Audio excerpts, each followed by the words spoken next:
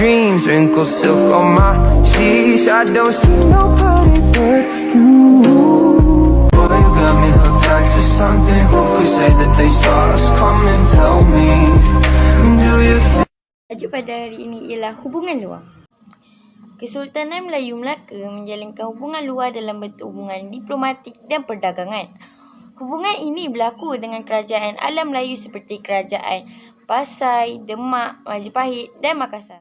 Selain itu, hubungan luar berlaku dengan kerajaan luar alam Melayu seperti China, Rukyu, Siam, Mesir, Parsi, Turki dan Pegung.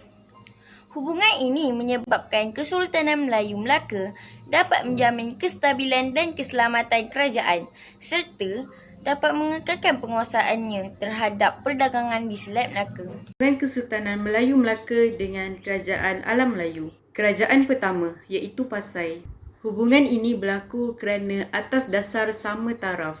Kemudian, hubungan diplomatik ini terjalin melalui perkahwinan antara Sultan Melaka dengan Puteri Ratna Kaumala iaitu Puteri Kerajaan Pasai. Selain itu, ia juga berlaku atas dasar berkongsi pendapat dan membincangkan tentang hal agama Islam. Hubungan ini dapat membantu kemunculan Melaka sebagai pusat penyebaran Islam.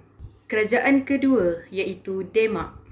Hubungan kerajaan Demak pula berlaku atas dasar kepentingan bersama dalam perdagangan dan penyebaran Islam. Kerajaan Demak telah membekalkan beras, makanan, rempah ratus dan tentera kepada Melaka.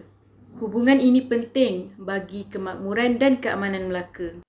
Yang ketiga, ianya juga terjadi di Kerajaan Majapahit. Hubungan ini terjalin disebabkan oleh perkahwinan pemerintah Melaka iaitu Sultan Mansur Shah dengan Puteri Majapahit, Raden Galuh Cindra Kirana. Melalui hubungan ini, ianya dapat mengukuhkan lagi persahabatan antara kedua-dua kerajaan. Hasil hubungan ini, wilayah Melaka menjadi semakin luas dan tamatnya ancaman daripada Majapahit. Akhir sekali, Melaka menjalinkan hubungan dengan Kerajaan Makassar. Kerajaan Melaka telah menghantar utusan persahabatan ke Makassar. Hubungan ini juga berlaku dalam aspek PPIK. PPIK ada 5, iaitu perdagangan, perkapalan, Islam, kebudayaan dan kesenian. Hubungan kedua-dua kerajaan ini menjadi rapat apabila Kerajaan Makassar menghantar budak raja kepada Sultan Melaka.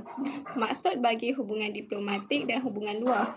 Hubungan diplomatik ialah hubungan secara langsung dengan menggunakan perantaraan perwakilan iaitu diplomat antara dua negara seperti Kerajaan Melaka dan Majapahit.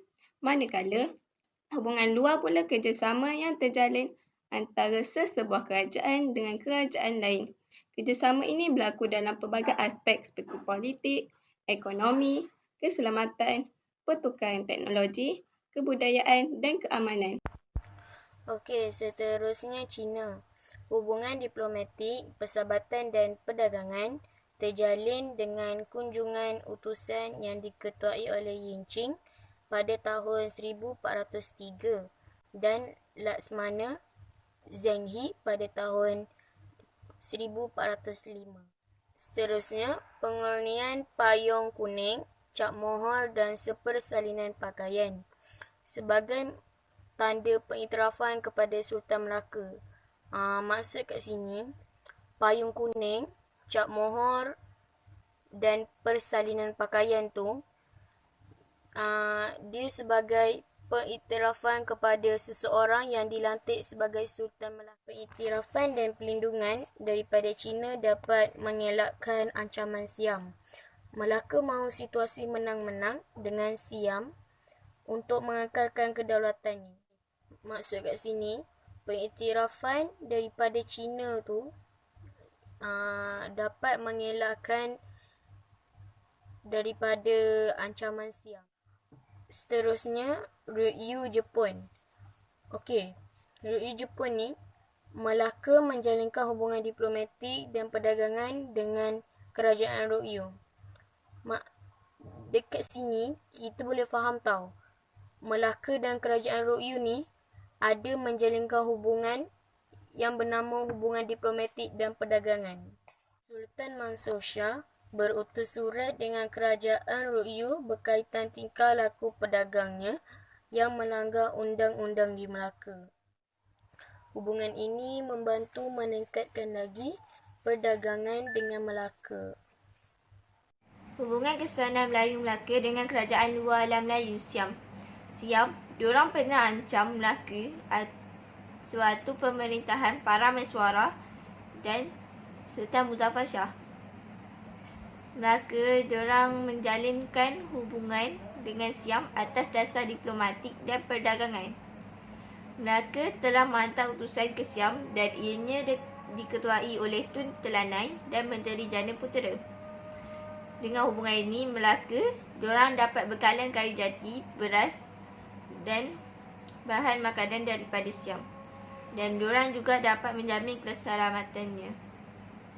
Kerajaan lain, hubungan berbentuk perdagangan, ianya dilakukan dengan Pegu, Luzon, Gujarat, Coromandel dan Bengal. Melaka diorang juga menjalinkan hubungan dengan Mesir, Parsi, Turki dan Arab. Kesan daripada hubungan ini, Melaka diorang telah muncul sebagai pusat perdagangan dan pusat penyebaran Islam yang ulung di alam Melayu. Akhir sekali, hubungan ini telah menyebabkan negara lain menghormati kedaulatan Kesultanan Melayu Melaka. Oleh itu, keselamatan Kesultanan Melayu Melaka juga lebih terjamin melalui hubungan berbaik-baik dengan kerajaan di dalam dan luar alam Melayu. Kesimpulannya di sini, kita sebagai generasi pewaris perlulah terus memelihara hubungan baik dengan negara lain agar kedaulatan negara kekal terpelihara.